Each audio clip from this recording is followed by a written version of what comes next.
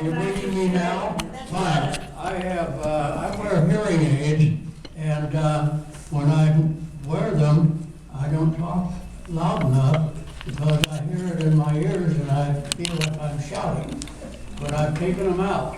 Now, I'll try to remember to keep this machine close to my lips, and so you can understand me. I'm starting out at Pearl Harbor. I had a flight instructor rating commercial license prior to that time, and I got a job with the Bonham Aviation School in Texas, teaching Army cadets. I taught those cadets for about a year, a little over a year, and then I went on to the Air Transport Command. Before that, I married Dorothy Robinson while I was teaching Army Primary in Bonham. We raised 3 children. I had my oldest daughter and my next daughter, Carol and Marcia, and their husbands here with me today. And I have a son who's living in Montana. He expressed his regrets that he couldn't come today. But anyway, I lost Dorothy 4 years ago, the 15th of January, 2009. But I'm happy to have my 2 daughters and their husbands with me today. So I started out, I got a job with the 5th Ferrying Group, the Air Transport Command in Love Field, Dallas, Texas, in March of 1943. They were offering direct commission to hirees, and I got my commission about 5 months later. A second lieutenant, I had a rating of service pilot. That commission came the 1st of August, 43. The 15th of August, I had orders going to Europe. That was pretty fast. I ended up in a 326th Ferrying Squadron over there in the 31st Air Transport Group, and that was a part of the 9th Air Force Service Command. We were flying combat support throughout the entire war. One of my first jobs was to set up an airmail system for for General Eisenhower. He was stationed down on the South Coast, and we had to set up a flight to start out at 6 o'clock every morning, weather permitting, to contact, pick up, and deliver mail in the system. And this went on through the entire war. Another main work that we did in the 326 was ferry all of the new airplanes that were brought over and assembled up in Burtonwood and Liverpool, the Liverpool area, and a number of other places. P-47s, P-51s, B-38s, B-26s. A lot of the B-26s were flown over, but a lot of them were shipped as well. And it was our job to deliver those to the using agency. We filled the 9th Air Force, all of the units with airplanes. The weather over there was something else, but when we got over there, they gave us quarter scale maps to deliver the airplanes, give us the guidance. A quarter scale map means 1 mile for every quarter inch. It's 250 miles roughly across England. Well, it takes 60 of those maps, and if you can figure out how you can handle that many maps on a P-47, I'll hand it to you. Anyway, we gave up the maps and just flew time and distance. There were so many airports over there.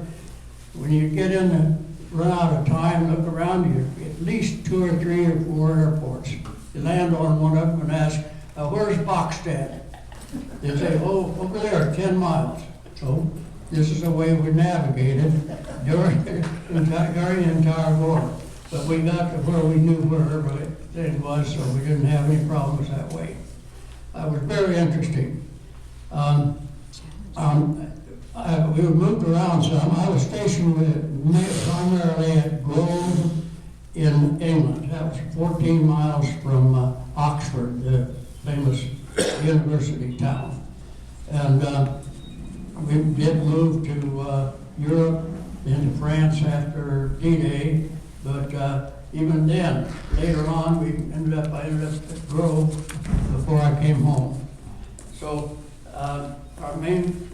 we had 3 air transport squadrons. Each of them was manned with 30 C-47s. My ferrying squadron had 20 C-47s, and at least one of every airplane that was used by the 9th Air Force in Europe.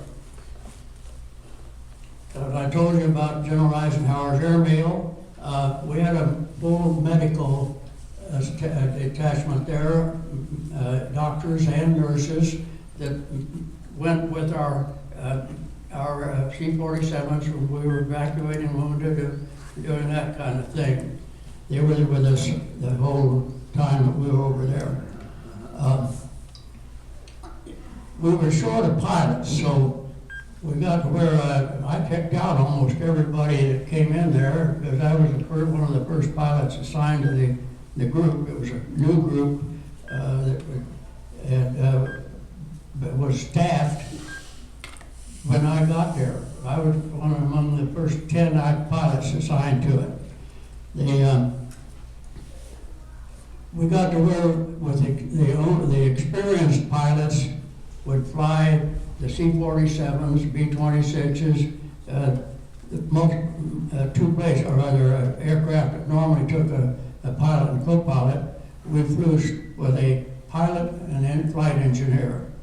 And we never, ever had a problem with losing an airplane because of being pilot manning.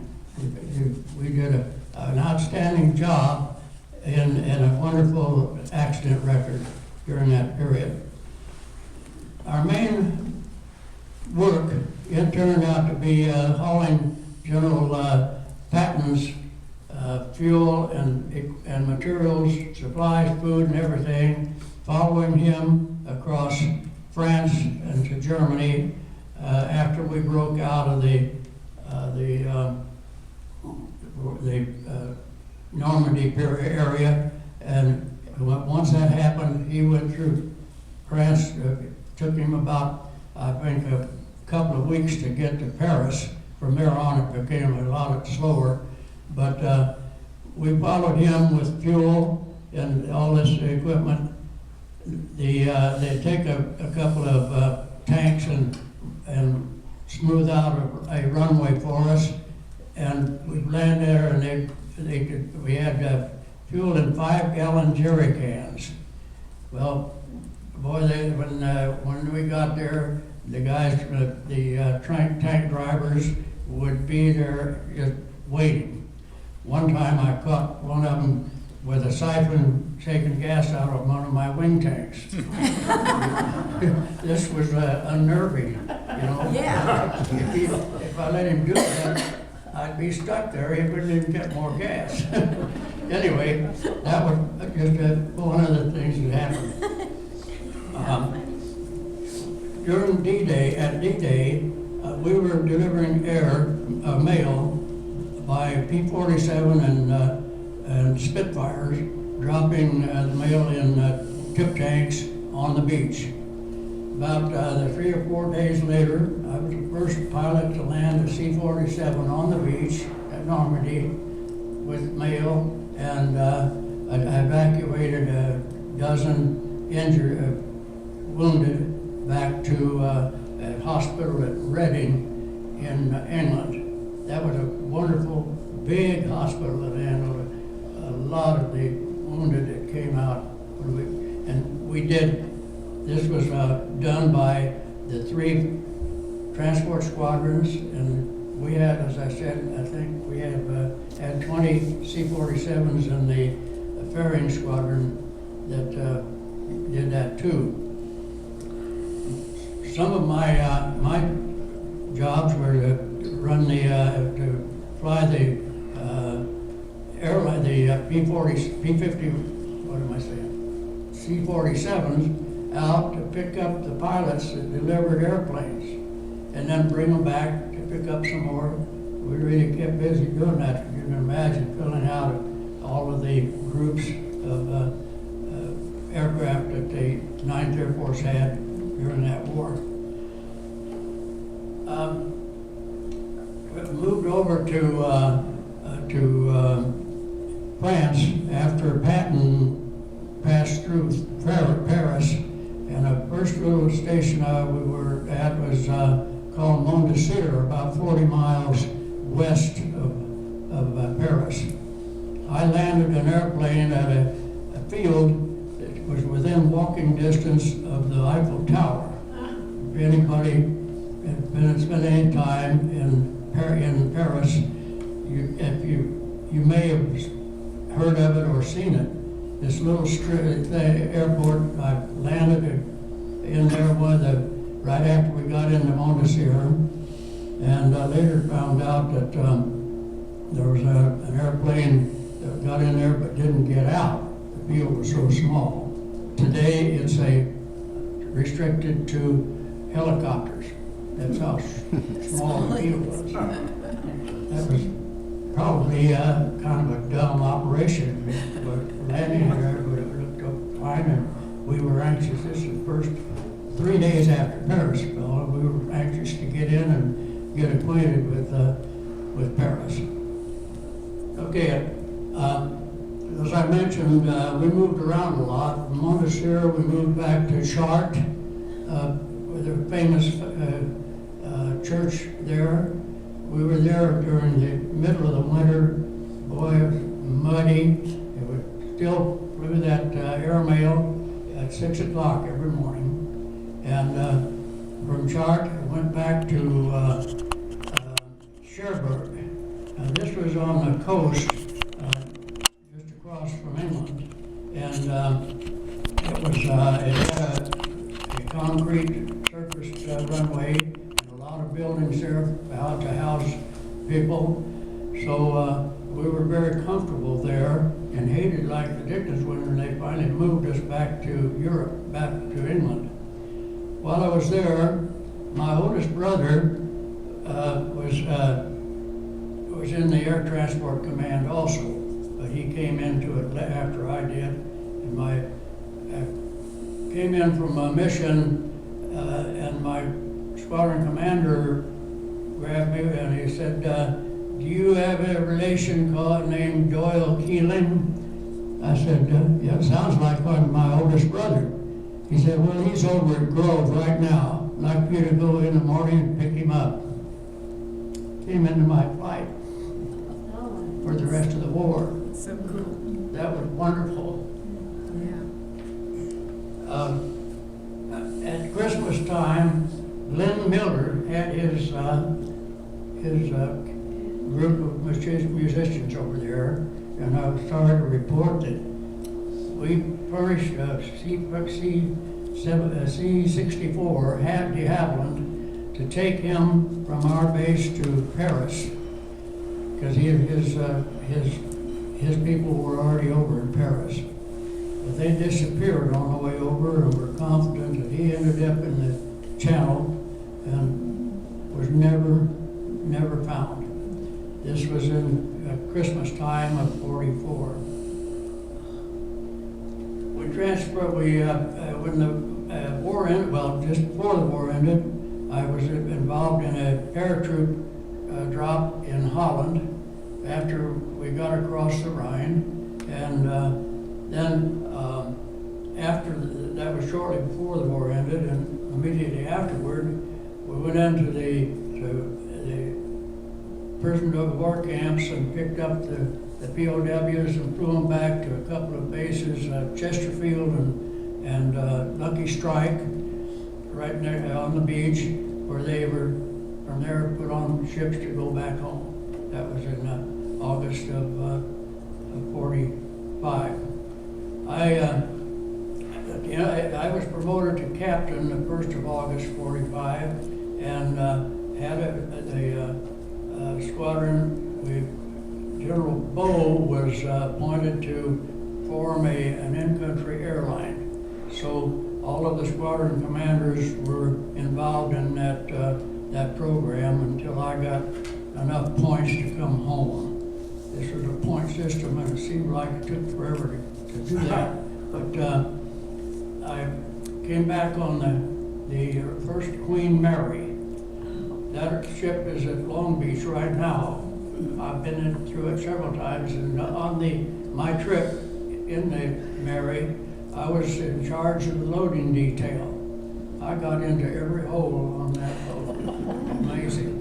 About 14,000 troops on it going to New York. I got on a train there from Brooklyn, I think it was, and rode it all the way to Texas and was separated from the service the 21st of December, 1945. I was out for almost, over a year. I applied for a regular commission and was accepted in February of 1947. But they kind of lost me between the cracks, and I didn't get to Fort Totten, Long Island, New York, to the Atlantic Division, the Air Transport Command until somewhere in September, I think it was, of 47. I was there for a couple of weeks, and they gave me this assignment to my best job in the Air Force. I went to the 1254th Air Transport Squadron at Washington National Airport. Are you hearing me all right? Yes. That squadron is now the 1254th Wing at Andrews. It has, at that time, we had Roosevelt's C-54 as one of the airplanes in the squadron. We had a full complement of C-54s and a Constellation while I was there. I was there, as I said, from 47 to the 1st of 1950. I took a number of very interesting trips flying. Our job was flying VIPs all over the world. I flew General Eisenhower a couple of times while I was there. He'd come back and retired and became the president of Columbia University. I took him to Cincinnati, and I placed down in Virginia for him where he made a couple of speeches. Talked to him about my service as his airmail pilot in Europe. He was very pleased to hear that, but I'd never met him before that time. Okay. Let me get collected here. I also flew a group of Grand Ole Opry to Europe in 1949. I had Minnie Pearl and Roy Gubb, Hank Williams, a whole bunch. We had about 40 of their Grand Ole Opry stars with all of their instruments, and I guess it was a fifth of bourbon floating around that airplane from the time we left Tennessee till the time we got back. I don't know where in the world they kept it, but they had it. That was really amazing. Let's see, well, I also had I took the Air Force Secretary Smart on a trip.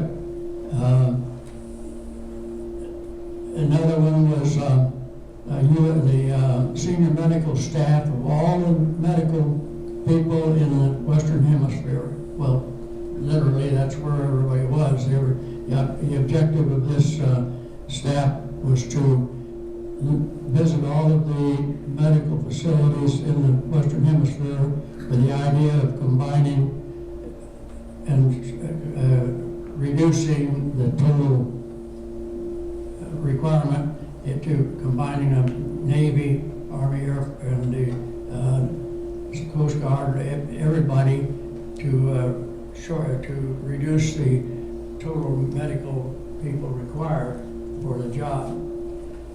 Another one, and I mentioned presidential aircraft. The Roosevelt C-54 was a part of the fleet. Now Roosevelt, the name of that airplane, by the way, some of you know what it was a sacred cow. It was in the fleet, and it retired, and it was retired in 1963.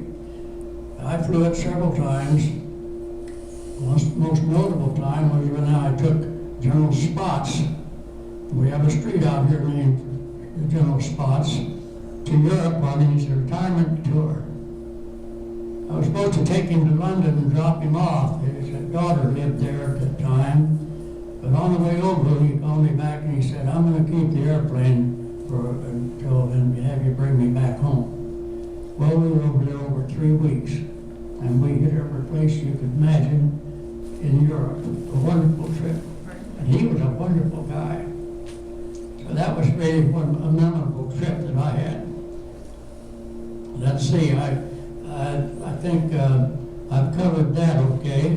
And as I mentioned, this medical group was headed by a Navy full admiral. So we really had we went to Florida, and they were briefed by President Truman at that time about the trip that they were taking. From there we went to Panama, spent 3 or 4 days there, and on over to Trinidad. Trinidad, we had, and still have, a place over there on the west end of the island. It happens to be a part of a 99-year lease, limbed lease. And that operation is still down there on the west end of Trinidad. Beautiful homes, facilities. You can't imagine how plush it was down there. Am I talking loud enough? Yes. It's beautiful. Ping, Pink? ping. Pink? Oh, have I run out of time? No, you said to tell you it's 20 minutes, I'm supposed to ping. Oh, okay. Well, stand by for about another 5 minutes. If you get more, holler and I'll quit. Okay. I've had a lot of assignments during my 26 years, but I'm trying to give you the things that I enjoyed most. The last, I was in the Vietnam for 15 months, and we had a number of missions over there that were very important. One of them was an in-country airline. Another was Air Command and Control. We had 2 airplanes orbiting in over Cambodia, Laos, and Vietnam, up just to the demarcation line between there and North Vietnam. These orbiting aircraft were equipped with 10 electronics stations. They were controlling all of the fighter strikes day and night through the war over there. And we flew C-130s. It had a capsule in the cargo compartment with these 10 positions manned by the people who were guiding the strikes. And on station 12 hours. We were based out of Udarn. It took about an hour and a half to get to the station, and 12 hours on station and another hour and a half back. Pretty long day. I'll say. Unfortunately, there was another hour and a half on each end for briefing. Briefing for the flight, and then debriefing at the end. And this was with all of our flights on C-130s over there. They do this everywhere. They have a pre-flight briefing and then a debriefing after each flight. And we flew around the clock 12-hour days. That's a long time, and by the time you have a 2-hour briefing and a 2-hour debriefing, you've really spent the day, all of it. There. Now, when among the one mission that I had that was most interesting to me was I went to Clark Field and picked up a group of 26 doctors and flew them to Indonesia. They were replacing the same number of doctors down there that were involved in a Black Plague program. And along with the 26 doctors, I had 3,000 mice. We were restricted going into Indonesia. We had to go into Jakarta daylight. We got off real early at Clark. Probably really barely made it in there to get in before dark. If we hadn't made it, we'd have to go back to another base, probably. I'm trying to think of the name of Singapore. Go back to Singapore and stay there overnight. Come back in. But we made it. The next morning, we had to fly down island about 300 miles to this where the doctor group were stationed, and drop off and pick up the other guys and bring them back. Well, by the way, probably had about 5,000 mice in that airplane when we left Jakarta to go down there, because they do multiply. Well, it was a problem to get the airplane where you could stand it to air it out before we took off to go down there. It was so hot in Jakarta. That was interesting. Anyway, got the group back to Jakarta, had to gas up, just barely made it before dark, took off, flying back to Clark. This was at night now, about 2 or 3 hours out of Clark. The starter in my number 2 engine exploded. This is not a common thing that occurs with a C-130 or any airplane, but the starter is not a continuous duty motor. And once in a while, very rarely, one of the starter would hang up. Well, if you run it long enough, it gets hot, and it gets too hot, and it explodes. Well, when that happened, boy, this was about 2 o'clock in the morning. I tell you, it woke up everybody. I was fortunate to, when you feather the prop, it shuts off all of the fuel to everything going to that engine. It took both, we had 2 fire extinguishers, and I used both of them before I was satisfied that the fire was out.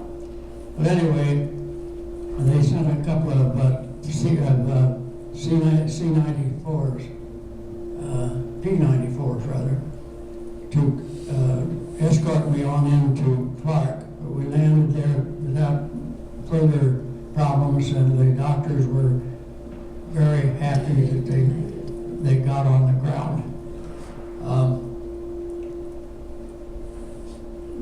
That was Clark was in Manila in the Philippines, for you who are not familiar. After that, we had a TET, very serious TET period when the North Vietnamese made some, broke out and really overran the northern part of South Vietnam in the operation.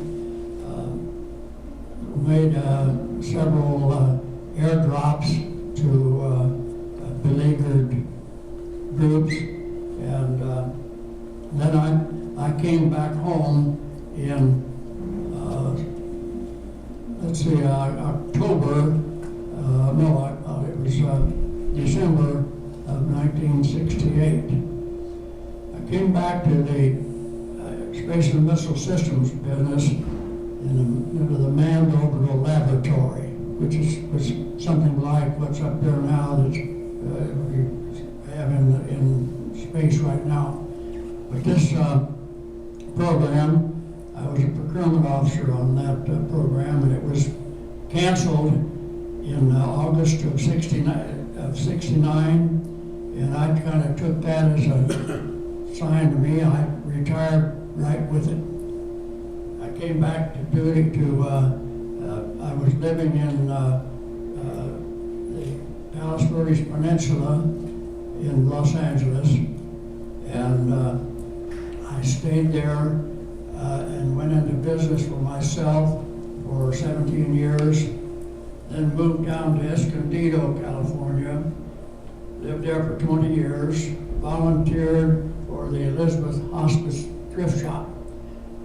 The hospices are wonderful operations. That was a really fine activity that I enjoyed. Just volunteered for 20 years. At the end of 20 years, June of 2006, I moved to AFBW. I'm happy here and glad to have you folks for friends. Any questions? Here. Over here. Wasn't there a time when one of your aircraft took some fire and got hit? I can't hear you. Was there a time when your aircraft got hit by some shrapnel? Oh, yes. Well, I've got a piece of shrapnel at home. I was on an airdrop, the Oshaw Valley, and one of our airplanes we were flying into this valley, and the Viet Cong were up on the hills above shooting down at us with their 75 millimeter cannons, and we lost one airplane. They hit it broadside and it was totally lost. I got one in my tail section, and I have a piece of the shrapnel at home on the table. It's kind of rusty now, and I very seldom even Probably think about remember it. that, But in those missions in Vietnam, we never came home without some small arms damage. But they were very poor on leading. It hit us back in the tail section all the time. Never got up to the front. Thank So God. that was, I forgot to mention that. I think that with President Roosevelt's airplane, it had it was a C-54. It had an elevator in the tail end of it. He was crippled and had to use a wheelchair all the time. He only flew in that airplane one time, and that was when he went to Yalta to a conference with Churchill and the Russian. Can't think of it. Stalin. Well, Churchill, Stalin, and Roosevelt. okay, anyway, that's the only time he was in that airplane.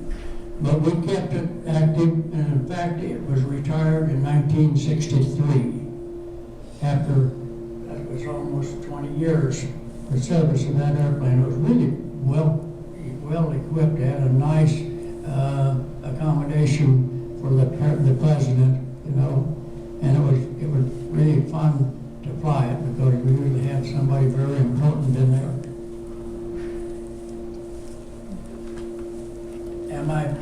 There was President Dewey, remember him? There was a constellation. Yeah, I mentioned that we had a C1, what was it? It was a Connie. I can't think what was her Connie? Super Connie? Yeah. What was her model? C-130C. Anyways, it was a constellation. DC-7. Truman, when President Roosevelt died, Truman was the vice and he assumed the presidency. Well, when they ran for the presidency between Truman and Dewey, the papers had Dewey winning hands down. So the Air Force guys in the Pentagon were real smart, they bought this Connie for Dewey. Well, when Truman won, they offered that Connie to Dewey. He would, to Truman. He said, I don't want that C-131, wasn't it? Anyway, he said, I wouldn't have that on a bet. He took a DC-6. That was the airplane that he flew, and that was a part of our contingent. I gave his pilot an instrument check. The pilot's name was Frenchie Williams. Frenchie Williams was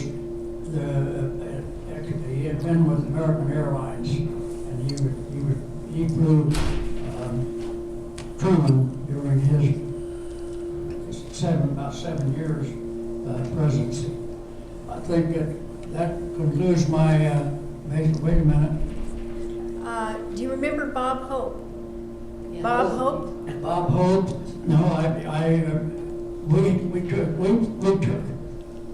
the USO everywhere, and Bob Hope was one of the big ones. I never did get to carry him, but every time he came in, we'd have a big thing out on the ramp at Washington National Airport. And Bob and the vice president, from Texas, I've forgotten his name, get out there with a microphone and entertain all the troops.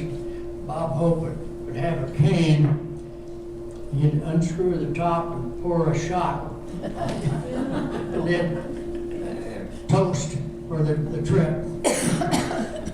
But we took them, those people traveled, they were strictly volunteer, they were not paid anything, but we did provide them transportation. I've donated to the USO every year, and I highly recommend it today. It's very important for troop morale. Those guys do a very good job. Very good.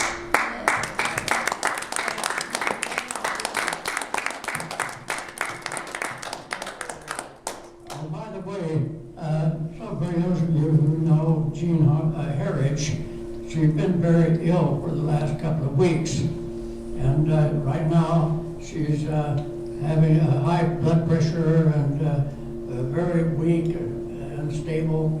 They're trying to figure out what to do for her. I hope that she will agree to go to the hospital. Remains to be seen. The health center had sent out a crisis nurse yesterday afternoon and then again this morning to check her, but they hadn't made a decision yet what's going to happen. I'll keep you posted. I'll do that. It's my pleasure to do this. Oh, thank you, Rufus. I hope you enjoyed it. By the way, Awesome. you forgot to mention what wonderful reception you got in France when you were there 2 years ago at the cemetery. Yes, well, I didn't get back to France until last summer. I took the cruise from the coast up to Paris on the Seine. And we flew into Paris, rode a big coach out to Normandy, visited all of the cemeteries and facilities out there. And I told you I made the first landing on the beach there after D-Day. I was very disappointed that they didn't save that little strip. You know, around it to say this was used. Anyway, they at the cemetery, we had one other fellow that had been wounded on D-Day, and along with me in the group on this trip. They cited us, gave us a set of flags, the French and American flags, and a little thing that denoted the fact that we had participated in D-Day. That was really pleasing and tear-jerking.